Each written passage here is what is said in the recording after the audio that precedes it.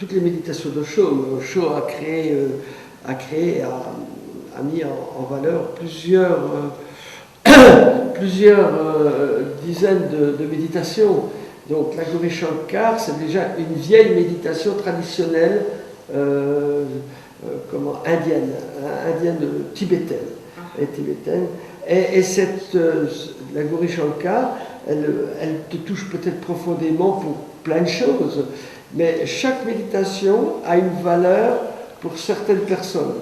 C'est-à-dire, il y en a qui vont être touchés par la Kundalini, d'autres par la dynamique, d'autres par celle qu'on a fait tout à l'heure.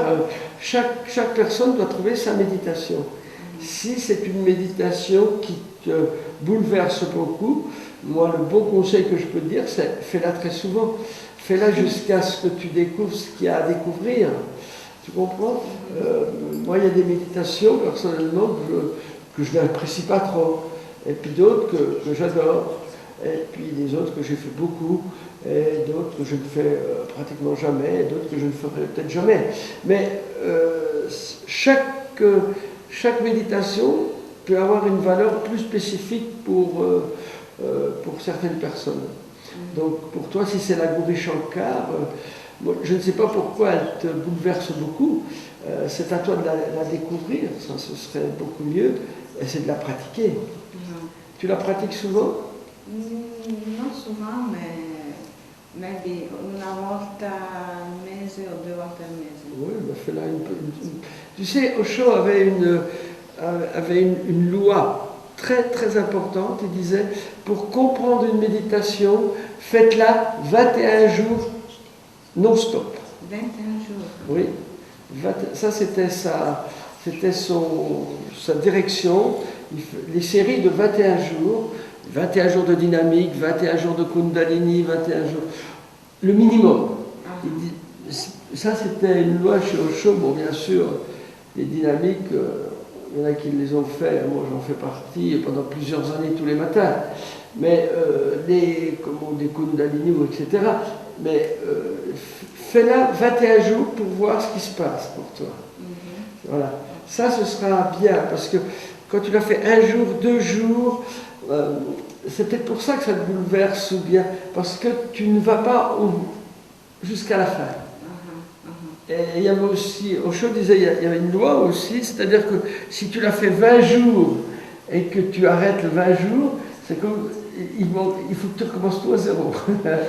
Donc, c'est-à-dire que tu l'as fait 21 jours, mais totalement, jusqu'au bout, des 21 jours, pour voir ce que ça donne. Bien sûr, c'est une plaisanterie, hein, si tu arrêtes le dernier jour ou pas. Mais souvent, des personnes font une semaine, ils arrêtent 2-3 jours, puis ils refont une semaine. Ils n'ont fait qu'une semaine, ils n'ont pas fait 15 jours. Tu comprends? Donc ça, c'est... Elle est belle. Au début, Osho avait mis en valeur plusieurs méditations. Je crois qu'il avait mis 8 méditations en valeur. Il y avait la dynamique, la Kundalini, la Nataraj, la Gauri Shankar, la prière, la Devani, et l'autre, Nadabrahma. Voilà. Et il avait mis des méditations, c'était des méditations qui étaient vendues à l'ashram. Dans le temps, elles étaient en cassette. Hein. C'est un autre siècle. Hein. Voilà. Mais c'était les méditations principales du temps d'Osho, quand Osho était encore dans son corps, quand il était dans ses ashrams, c'était les méditations qui se pratiquaient régulièrement. Voilà. Il y a certaines, à Pune maintenant, il y a certaines méditations qui ont plus ou moins disparu. Alors déjà, premièrement, Osho était un méditatif, il a médité beaucoup, quand il était très jeune, il a fait un long parcours de prise de conscience. À 21 ans, il était illuminé. Et après, bien sûr, il a fait son travail de maître, ou de peut-être même futur maître, parce qu'au début, il n'était pas un maître, il était un professeur de faculté, donc c'est aussi un peu un maître, un maître d'école. Mais, et après, il il a consacré toute sa vie au chemin spirituel, à l'évolution humaine. Il faisait bien sûr beaucoup de discours. La première chose qu'il a fait, c'est d'aller visiter des prisons. Ça, il a visité beaucoup de prisons, il a fait beaucoup de discours, il a visité des prisons. Et après, dans les années 60, je pourrais dire 60, il y a des Occidentaux, 60, 70, il y a des Occidentaux qui sont venus. Et lui parlait qu'anglais, il parlait hindi aussi, mais il parlait beaucoup anglais. Donc beaucoup d'étrangers sont venus, des Occidentaux sont venus. Et puis il continuait ses méditations à la tradition indienne ou à la tradition soufie, parce qu'il faisait aussi du soufi. Et puis il a vu les Occidentaux qui étaient pas comme les autres, quoi. Ce sont des animaux un peu bizarres, là. Ils sont beaucoup dans leur tête, beaucoup dans le contrôle, beaucoup dans le... Alors Osho a créé des méditations spécialement pour les Occidentaux. Donc ce qui lui a valu aussi, bien sûr, d'être aussi très apprécié par les Occidentaux, parce qu'ils trouvaient la méditation qu'il leur fallait. Pour certains prenaient peur, mais donc il a créé en particulier la dynamique, parce qu'il a vu que les gens étaient assis comme ça, et puis les yeux ouverts, tout le temps en train de regarder ce qui se passe à droite, à gauche, en train de se poser des questions. Alors qu'est-ce qu'il a fait? Il a fait faire une méditation dynamique. Il a dit il faut vider votre tête. Donc il a créé la méditation dynamique. Et cette méditation, elle est conçue vraiment pour les Occidentaux. La première phase, c'est pour vider vraiment, pour prendre contact avec le corps. La deuxième, c'est pour vider la tête. Et la troisième, c'est pour aller dans sa force, dans ses racines. La quatrième, c'est pour observer ce qui se passe en nous. Et la cinquième, c'est pour célébrer. Osho il parlait toujours de la méditation. Il a fait faire beaucoup de méditation, de thérapie, de catharsis, des choses dures en même temps, qui n'étaient pas faciles, mais toujours pour célébrer. C'était toujours le silence, même le silence pour célébrer. Pour lui, c'était la célébration qui était le plus important, célébrer la vie. Et quand on est bloqué dans sa tête, quand on est plein de problématiques, on ne peut pas célébrer. Alors pour lui, c'était la célébration. Donc pour lui, toutes ces méditations vont dans ce sens, aller dans une célébration. Et pour que la méditation devienne une célébration aussi. Donc il a créé beaucoup de méditations, donc la dynamique, il a créé aussi la Kundalini, qui comporte aussi 4 phases. La première, c'est les tremblements. La deuxième, pour vider toutes les tensions. La deuxième, célébrer, danser. La troisième, être en silence, les yeux fermés, assis. Et la quatrième, aller profondément à l'intérieur et coucher. Voilà, ça c'est très rapidement les méditations qu'il a créées vraiment de lui.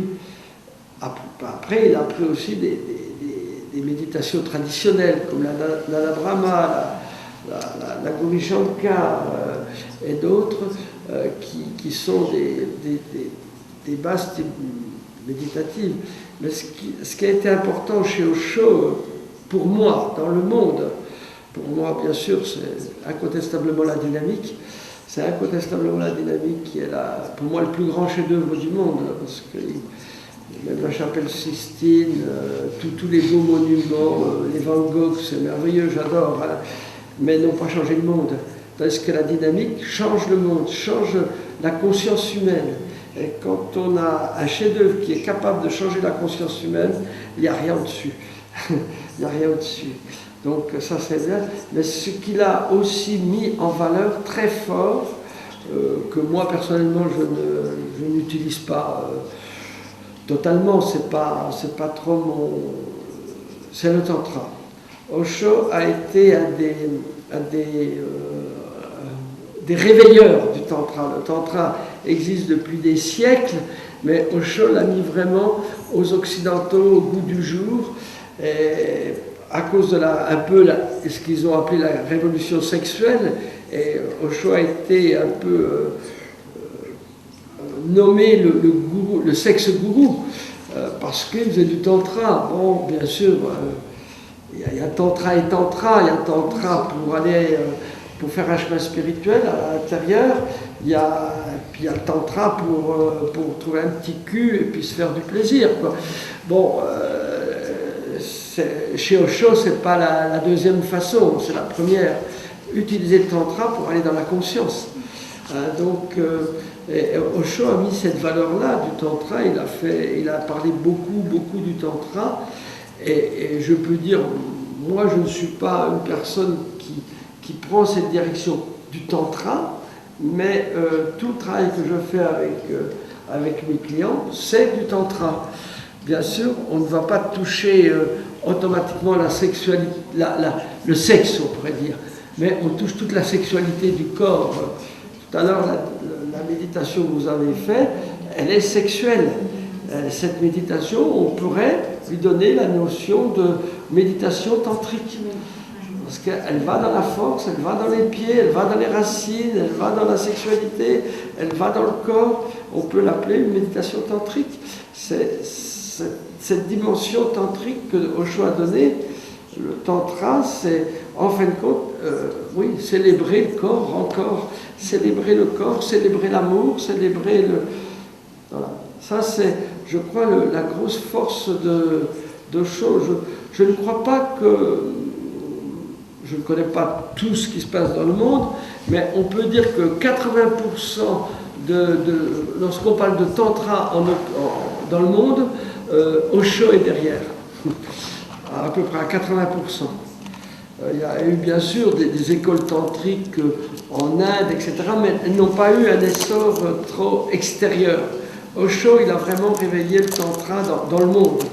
Non, moi, je me demandais si, quand il a créé ces méditations, il a utilisé des... Comment je pourrais expliquer ça? En disant, voilà, je fais ça, par exemple, cette respiration-là, parce qu'elle va donner tel effet. Ah oui, absolument. Et après celle-ci, parce qu'elle va faire ça. Et est-ce qu'il y a quelque part une trace de cette construction, en fait? Voilà, c'était un visionnaire très très profond. Et aujourd'hui, bon, grâce à tout le travail que même des spirituels font par rapport à la méditation, aujourd'hui, de plus en plus, la méditation est reconnue comme une qualité de santé. Encore dernièrement, sur Science et Vie, il y a peut-être au moins une vingtaine de pages que sur la méditation avec les bienfaits scientifiques. Non, mais attends, moi je ne m'occupe pas de ça. Je dis simplement, moi je crois avoir à peu près bien lu Osho et je ne dis pas tout compris, mais je crois avoir un petit peu touché du doigt. Si je suis là aujourd'hui, c'est pour ça d'ailleurs. Et je me dis, c'est quand même dommage qu'un trésor pareil, ça ne puisse pas se partager mieux que ça. Et qu'à chaque fois que je sais parler d'Osho, on m'envoie balader en me disant que c'est ramené au sexe, etc. Et je me dis, peut-être qu'effectivement, s'il y avait des ouvrages décortiqués sur les bienfaits de ces méditations, de façon peut-être presque scientifique, puisqu'aujourd'hui c'est la mode de dire la science est capable de montrer que la méditation a un bienfait sur la santé, sur la reconnexion des synapses, surtout sur le cholestérol, sur le diabète, etc. Et donc du coup, là, c'est la grande mode, et tout le monde se dit qu'il faut faire de la méditation. Donc je me dis, c'est quand même dommage que... voilà, enfin, bon, après... oui, je dis ça comme ça. Les chaires de méditation, médecine et méditation qui s'ouvrent à Strasbourg, là, incessamment sous peu. Donc on peut espérer qu'ils vont aller explorer différentes méditations et ça vient de là. Oui, la science aujourd'hui... C'est pas tout le monde qui dit du mal d'Osho non plus. Non, je dis pas que c'est tout le monde, et c'est vrai, enfin, mon expérience personnelle, moi, ça m'a amené à travers le yoga. Donc je suis en formation, je côtoie beaucoup de profs de yoga. À chaque fois que j'en parle avec des profs de yoga, ils me disent et à chaque fois, je leur donne un livre de Osho. Je dis, allez, regarde, tu tu vas voir, c'est pas... Combien de temps Copernic a été reconnu? Galilée, il y a très peu de temps que Galilée était reconnu par l'Église. Au chaud, peut-être que... Non, mais ce que je trouve dommage, c'est que moi, l'expérience que j'ai eue ce matin, c'est que ça m'a donné l'impression d'avoir un accès rapide, justement, à l'effet de la méditation, et on l'a direct, quoi. Ça va très vite. Et je me dis, c'est quand même un outil intéressant, quoi. Oui, absolument, mais toi, on est les pionniers, on est les... Tu vois, ça fait une vingtaine d'années, 25 ans, à peu près que Osho a quitté son corps, 24 ans.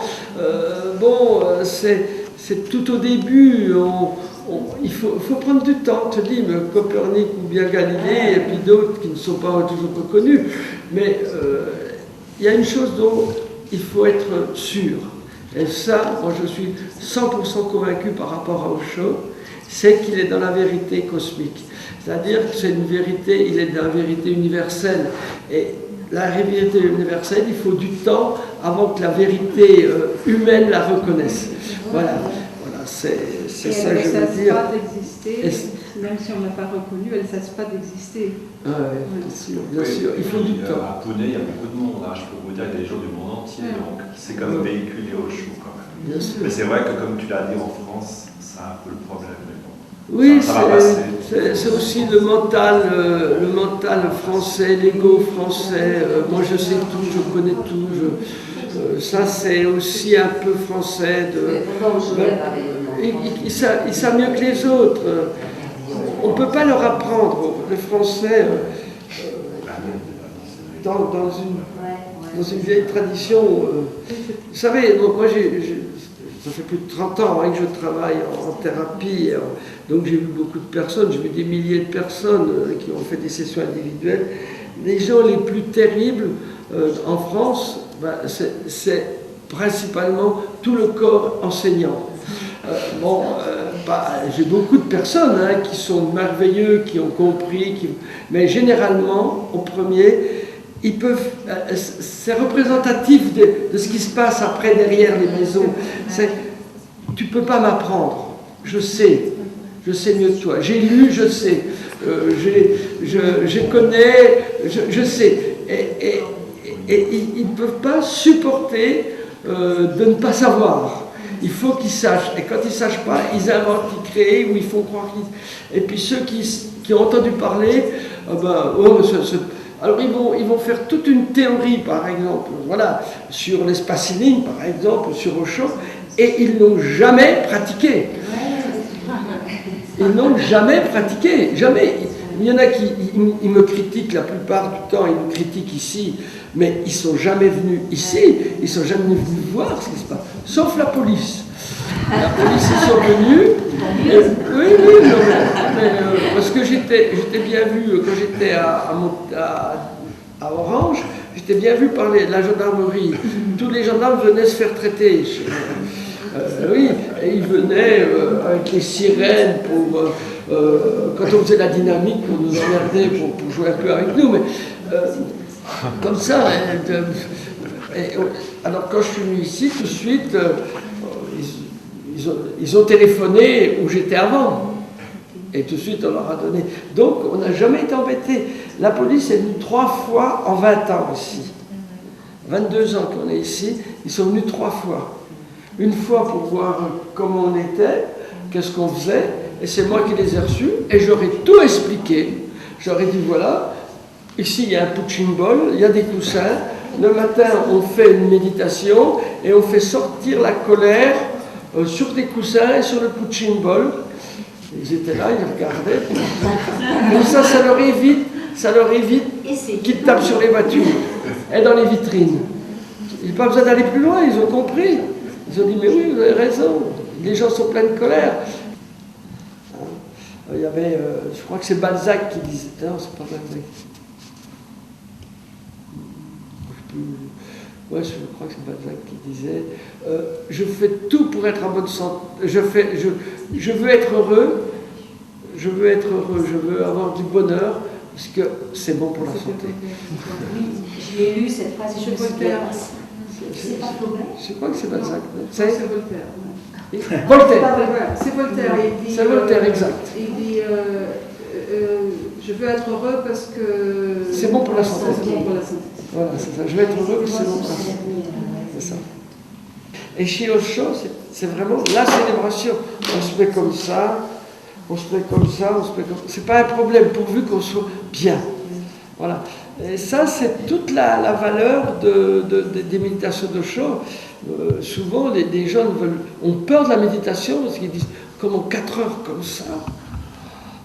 Et quand on leur dit attends, on va te montrer la Kundalini, les gens sont merveilleux. Ils disent ah oui, on bouge, on danse, et après on peut se mettre assis, et assis un quart d'heure, c'est pas beaucoup, et il se passe des choses. Ça, c'est une des grandes valeurs. Après, bien sûr, quand on a fait pendant des années des méditations actives, on peut aller plus facilement dans le silence, etc. Voilà. Et ça, c'était, je ne sais pas si c'est Osho l'a certainement dit, peu importe, mais il y a une loi quand même. C'est un jour, je ne sais pas, quelqu'un a pu dire, tiens, est-ce que Osho était un grand maître? Et j'ai dit, moi personnellement j'ai dit, parce que ça vient peut-être d'ailleurs, hein, je ne sais pas, c'est un grand maître, c'est un maître, il est un vrai maître quand il était vivant, quand il existe après sa mort.